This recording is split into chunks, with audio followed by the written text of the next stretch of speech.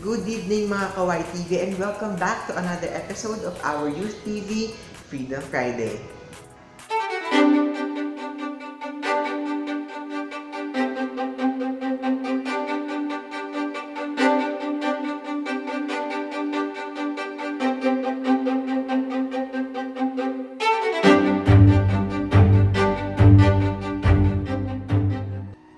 Napag-usapan natin last episode ang mga bagay tungkol sa mga araw-araw nating gawain kasama ang pamilya.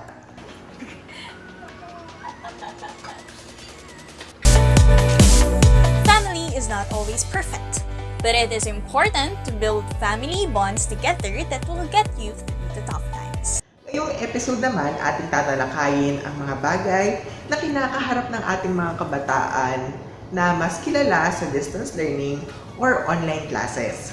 Sama-sama nating muling pag-usapan ang mga kwento ng buhay, stories about music and arts, culture and lifestyle, finance and family. Another week, another day to be thankful for. I am your host, Roman, and this is Freedom Friday.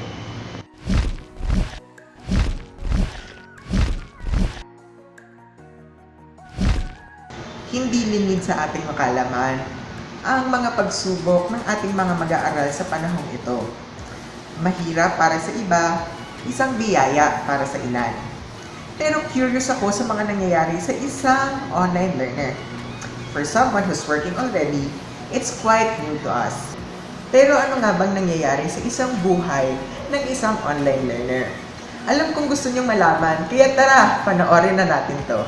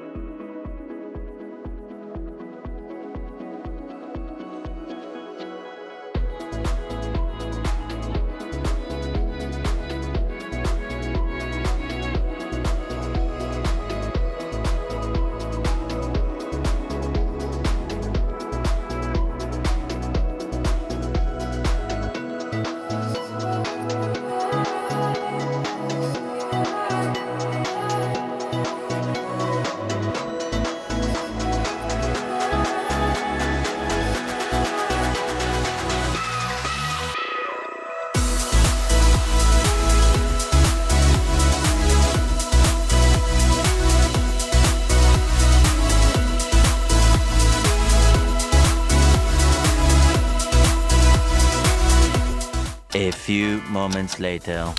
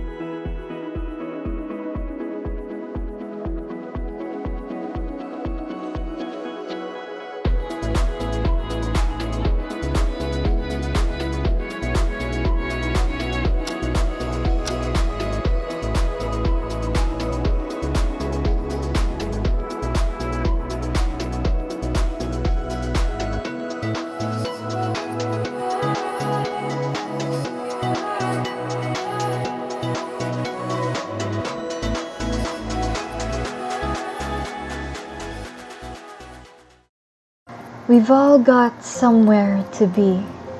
Ever since we were little, we were taught to go from one place to another, to keep moving forward.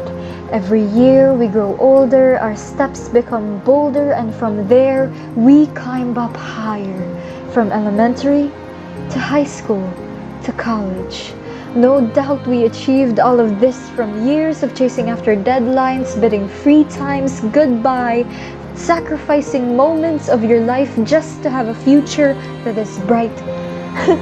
It seemed as if nothing could stop us, but as if we were clowns in a circus with the existence of a virus, everything came to a standstill. As if stopping right at the edge of a hill, we found ourselves unstable, unable to press play, to continue on with the rat race, almost as if time slowed down so we could take a good look at our faces. We looked as if we were Atlas, carrying the whole weight of the world that refuses to wait for us, expecting us to accept cruelty as common sense, that we're just meant to burn incense for all the people on the brink of death. Because how can we help when we're confined in our houses? So what do? We fight. Because what else is there to do when you're confined, consumed with the bleakness of life? So we pass our time fighting among ourselves, pointing fingers at how the other is clueless, trying to find someone to blame, because we've all got a place to be, yet no time to be there for somebody. We forget that the people we consider enemies have their own stories, that they are people too, victims of fake news, of propaganda fire that greed's cue, that when you spend your whole life on time-lapse, you can't tell which is true and which is a trap, that lies can be easily mixed in your Starbucks frap. And when you pick it up and rush through to get to your next class, next job, next destination, the next place to distract you from corruption, because we can't help but clamor for something other than the pain from down under. As sociologists, we have to be better. We have to bridge the gap. We can't just cut people out of the picture, just as how a doctor ideally doesn't get to refuse to suture a girl just because he doesn't like her. To be a sociologist is to be a people person with no labels and no exemption. To understand that we is better than I, and that to achieve we is to abolish the divide, to channel our doubts, our fears, our anger, to be somebody gentler, kinder. That yes, we've all got somewhere to be, but there's always time to be there for somebody. Siguro nakarelate ang ilan sa inyo. But I know for sure that you have questions about some challenges that you guys are facing right now with online classes. We'll talk about that later. Pero sa ngayon, here's a little challenge for a chance to win prizes.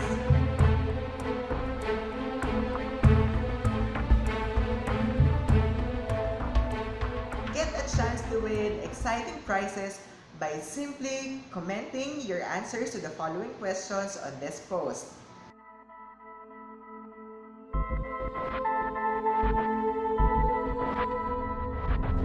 At ngayon naman, ito ang ating top 10 tips for online classes before, during, and after. Tip number 1 is treat your online class as in-person class. So, hindi naman porket nag-online class na tayo ay hindi na natin siya iti-treat gaya nung pumapasok tayo sa klase nung wala pa yung pandemic na ito. So, hindi naman porket online ay hindi na natin siya seseryosohin. Siyempre, kailangan pa rin natin siyang seryosohin. The thing is, if you have the motivation para matuto, gagawa ka ng paraan para matuto. Tip number 2 is form a virtual study group. So, kung kagaya nga nung mga dati, meron tayong mga study group, pupunta tayo sa isang lugar na kasama natin yung mga study buddy natin.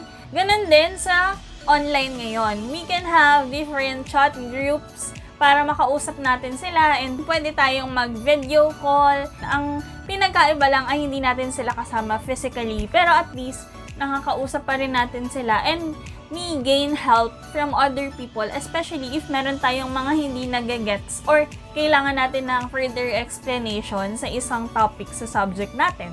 Tip number 3 is use the resources that your teacher provides. So, sayang naman yung pinaghandaan din nila kung hindi natin gagamitin, kung hindi natin babasahin. And usually naman, yung binibigay nilang learning material sa atin is yung madali na nating magigets. And binase nila sa kung paano ba natin mas maiintindihan bilang estudyante. Step number 4 is have a dedicated study space. So, hanap tayo ng maganda yung signal, yung hindi masyado maraming tao. Baka mamaya sa online class mo maraming dumadaan na tao, o baka naman medyo madilim. So, iwasan nyo rin na pumwesto sa sala dahil baka naman pagkakain na kayo, papaalisin ka. So, syempre, medyo mahihirapan ka niya dahil nag-start na yung klase mo and maghahanap ka pa ng lilipatan mo. So, hanap ka ng isang space na kahit anong oras ay pwede kang pumwesto at mag-online class. Number 5 is eliminate distractions. So, bukod sa paghahanap ng isang specific space para sa online class mo, dapat iwasan mo rin yung mga lugar, syempre, na merong mga maiingay, lalo na yung mga tumatawal na aso, mga dumadaan na sasakyan, o kaya naman mga nag-uusap na tao sa bahay nyo. So, iwas ka rin sa mga yon dahil baka naman hindi mo marinig yung teacher mo or yung kaklase mo habang nag-online class kayo. And same goes with you, baka hindi ka nila marinig habang nagsasalita ka na dahil nga maingay yung nasa paligid mo. Step number 6 is take notes. Syempre, dahil nga online class na tayo, you have to take note of the important things that your teacher or your classmates are mentioning habang nag-online class kayo. Tip number 7 is beware of sneaky deadlines. Dahil nga we're given a lot of time naman, maximize your time by putting on your schedule sa bawat oras, sa bawat araw, para naman matitake note mo kung ano nga ba yung dapat mong gawin sa araw na yon, unless yung problem mo is yung internet connection mo or other factors mo sa bahay. So, as much as possible, if you have that kind of problems, gawin mo na agad yung task mo para sure na rin in case na mawalan ka ng internet o baka naman magkaroon ng problema sa inyo sa bahay. Tip number 8 is check your email regularly. So, ayun nga, dahil nga online class na tayo, merong mga sinesend sa atin na modules or baka naman merong sinesend na link sa atin sa Zoom meetings o kaya link ng mga chat rooms natin. So, beware din sa pag-check sa mga emails mo dahil yun na nga lang din yung nagiging mode of communication natin ngayon with our teachers and classmates. Step number 9 is avoid overscheduling. So, kanina na pag-usapan nga natin na dapat ay magkaroon ka ng schedule sa bawat oras mo, sa bawat araw. But, be careful sa paglalagay ng schedule mo. Hindi mo naman pwedeng ilagay lahat ng loads mo sa isang oras na to dahil may hirapan ka lang din and masasacrifice yung quality of work mo. So, as much as possible, ang pwede mong gawin sa schedule mo is ayusin mo yung prioritization mo. Kung sa araw na to ay tingin mo na may medyo mabigat ka na gagawin, idagdag mo na lang yung ibang task na very light lang and madali mo lang siya magagawa. And then, sa susunod na araw uli, yung mga heavy tasks, hindi mo pwedeng pagsamahin sa isang araw yung mga heavy tasks. And then sa huli, hindi mo rin siya magagawa. So, magugulo-gulo na rin yung schedule mo. And number 10, get help if you are falling behind. So, don't be afraid to ask for help from other people, especially kung alam mo na medyo nahihirapan ka na talaga. And ayun, sabi nga nila, no man is an island, diba?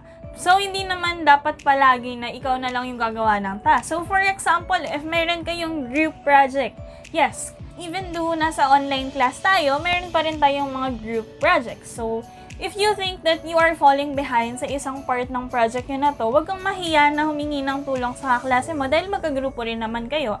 And even though for individual projects or individual assignments, huwag kang mahihiya na magtanong, lalo na kung may hindi ka nagigets or kailangan mo ng tulong sa isang specific task na to. Lalo na yung iba sa atin ay limited lang yung resources sa bahay. So, if you are someone naman na hinihingan ng tulong, please, if you have enough time, if you have enough resources, huwag kang mag-hesitate na tumulong sa ibang tao. Sana ay nakatulong ang ilan sa mga tips na ito sa inyo. We highly recommend that you try this at home and give us your feedback on how it went. You can also comment down below or send us a message if meron kayong mga tips na sa tingin nyo ay makatutulong sa ating mga estudyante. At dahil meron pa rin tayong mga gastusin for school, we will share with you good finds for different school supplies. Malaking tulong ito, especially when we go back to face-to-face classes. Ito yung mga pwede nyong puntahan para sa mga school needs nyo. So, hi there mga ka-Freedom Friday, and we're here again for another episode. So, for this episode's feature segment, since we've been talking about yung mga tips for students, we've decided to make a review on a Shopee haul. Ayan. We've ordered some items on Shopee, and these are some school supplies that our students can use, and isa rin to sa way para at least makatipid sila. Kasi alam naman natin na kapag sa mall tayo bumili, medyo mahal yung mga items na nabibili natin. So, ito yung product. Ayan. Ayan siya. Medyo malaki siya. So, ang total na inabot natin for this Shopee haul ay 425 pesos kasama na yung shipping ng product. Ayan. So, some of the items, kasi personal kong gagamitin, some of this I will be using. So, let's open. Ayan.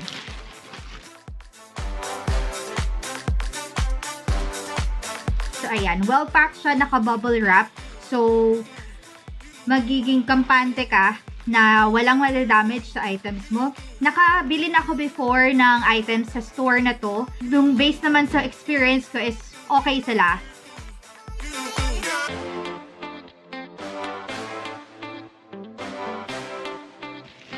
Medyo mahirap siyang buksan. Since sealed na. Meron na naman ako magagamit sa bubble wrap. Ang patanggal ng stress. Ayan. Sige. So, first thing that I saw here is this one. May pa-freebie sila na coin purse. Ang cute niya. Unggoy. So, the first one that we have here, ito na lang muna, is stapler.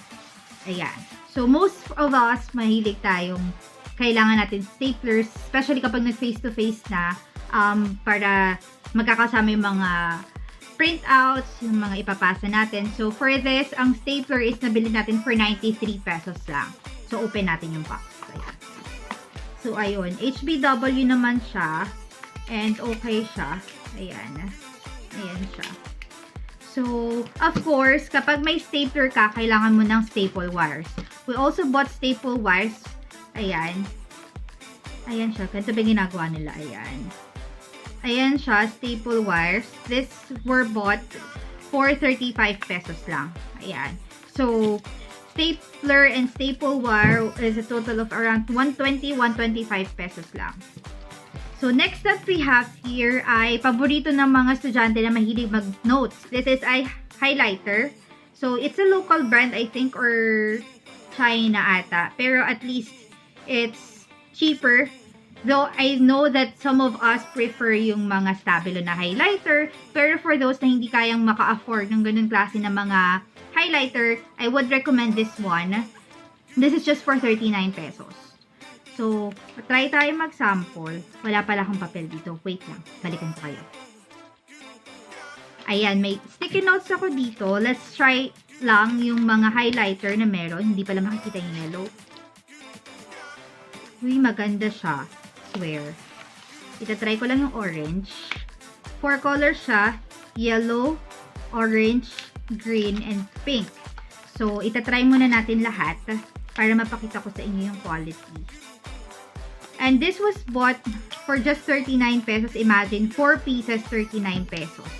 Ayan. Ganyan yung kulay niya. So, medyo matingkad lang because of the light. Pero, magandang color niya for 39 pesos na highlighter. Ayan. So, next we have here ay markers. So, these are fine markers, black and blue. Ayan siya. I'm just not sure gaano katagal sila maglalast. Pero these are just for 10 pesos each. 10 pesos ba or 12, something like that. Ayan. So, dual siya. Isang marker pen. Isang pen, tapos isang marker. So, let's try it both. Ayan. So, ayan. Yung black yung sa marker, ayan, makikita nyo yung mas makapal, yung fine marker, then yung mas manipis is yung parang normal na pen. So, sulit na rin siya kasi this is just for 10 pesos each. Feeling ko naman kahit paano tatagal siya. Hindi ko na itatry yung blue kasi we've already seen kung paano ang sulat ng black. Alright, so next that we have is a pencil case. So, especially for people like me na mahilig sa pen, na collector ng mga ball pen, meron ako nasa kwarto, marami sila. So, this is really helpful kasi mabilis ako makawala ng mga ball pen saka ng markers. So, it can help. Tapos, malaki pa siya. Ayan, it can fit a lot of pens. And this is just for 12 pesos. So, murang-mura. And mukha naman siyang matibay. Ayan, ayan siya. Tapos, meron siyang divider sa loob. Ayan, so you can separate like pencils or colored pencils and then markers. Yan. So, another one that we have here is this notebook. Color yellow siya. Ayan, color yellow. And this notebook is just for 45 pesos. Ayan. And it's, may lines siya. Though I would prefer a blank notebook. But for students who are studying, this is really a good find. This is just for 45 pesos. Marami ka nang masusulat. The next one we have here is another notebook. This is an orange notebook. Para siyang yung mga nabibili na rin sa National Bookstore na notebook. Makapal yung cover niya. Ayan, maganda. Tapos meron siyang strap to keep the notebook closed para kapag kunwari nasa bag, hindi siya magbubuklat na magbubuklat. Ayan siya. Lined notebook din siya. Tapos meron ding parang mark. So, makapal yung papel niya actually. Kasi ako, I prefer notebooks na makakapal yung papel. Kasi ayoko nang bumabakat masyado yung sulat ko sa likod. Kasi medyo madiin ako magsulat. So, this is really a good find. This one ay mas manipis kaysa dun sa naunang notebook natin. Pero mas malaki siya. Kung ikukumpara natin yung size, ayan. The orange is 50 pesos and the yellow is 45 pesos. Ayan. And the next one that we have here is a set of ruler. Ayan. So, mostly ang gumagamit kasi ng ganito is siguro elementary or high school. But there are times na yung mga college students natin, I need pa rin ng rulers. So, this one ay set siya. So, another one that we have here ay yellow pad. Ayan. 25 pesos siya. Though right now, it's not really something that I would use na yellow pad. 25 pesos siya. Pero medyo manipis. Saka, hindi ko sure kung dahil ilang araw ko siyang hindi nabuksan. Pero natanggal yung cover.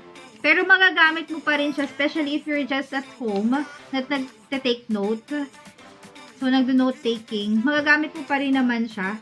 Kasi, yung papel naman niya is okay pa.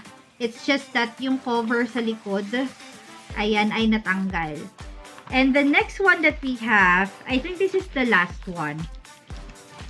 Oh, ito na yung last. Ito na. Ayan. It's a file holder. Ayan. Ganyan siya kalaki. Ayan. Malaki-laki siya. I think this one is, ang size niya is kasha ang A4. Ayan. It will be helpful especially for those na maraming files. Katulad ko, especially dun nasa college ako, marami akong files. Ayan. So, ayun lahat ng finds natin in Shopee that for a total of 425 pesos including yung shipping kasi back at that time wala akong free shipping, so I really had to pay for the shipping fee, but then it's really cheap compared to that when going to the mall. Siguro kapag sa mall ako bumili nito, inabot na ako ng 1,000. Ganun ako kapag pumapasok sa National Bookstore.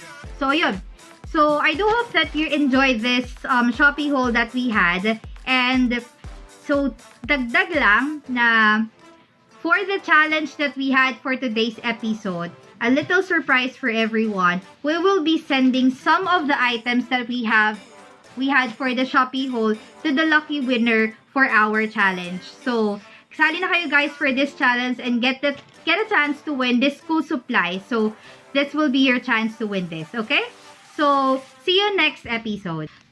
And for the celebration of this day, October 16, 2020, today is the feast of Saint Gerard Mahela. Saint Gerard Mahela is the patron of expectant mothers or pregnant women. Because of the miracles that God worked through Gerard's prayers with the mothers of Italy took Gerard with their hearts and made him a patron. Wherever his presence was demanded, he always graciously presents himself. He was always there to do the will of God. And now, for our verse of the day, 1 Corinthians chapter 1 verses 4 and 5. I always thank my God for you because of His grace given you in Christ Jesus. For in Him, you have been enriched in every way, with all kinds of speech and with all knowledge. And that's it for today's episode, and sana marami kayong natutunan sa episode natin ngayon. And if you have question or suggestion, we encourage you to send us a message. Continue to support us by hitting the like button and share our page to your friends. Hanggang sa muli, this is Marianne, and thank you very much for watching YTV Freedom Friday!